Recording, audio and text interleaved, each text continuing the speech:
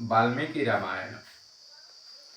ताहांकर बेनेराणी बड़ई सुंदरी, पति परायण स्वामी सेवा सदा करी। केशनी सुमति अटे दुईंकर नाम, सारा जगत रे केही नाही तांक सम।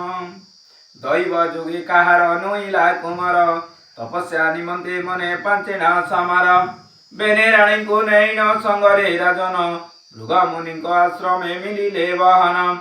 सते वर्ष परिजन्ते फल मूल खाई, तपस्या रत हेले राजा राणे तई।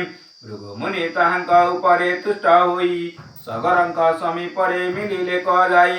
बोइले तुमर तपे होइन सन्तुष्ट, आसिअछु वर माग आए नृपश्रेष्ठ। कर जोड़ी सागर बोइले वचन, पुत्र दान कर मते आए तपगन।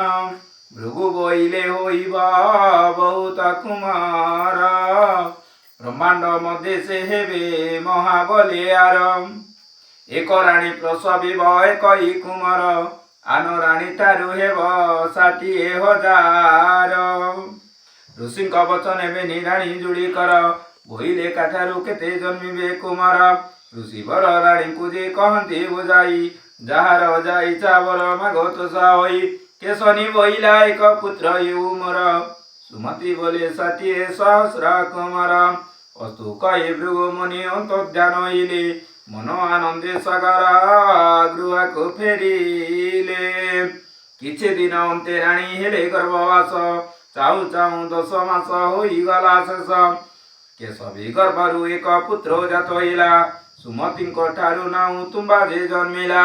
60,000 पुत्र जब प्रमाण रे, पूर्ण होई रहिथिले से तुम्बा भितरे।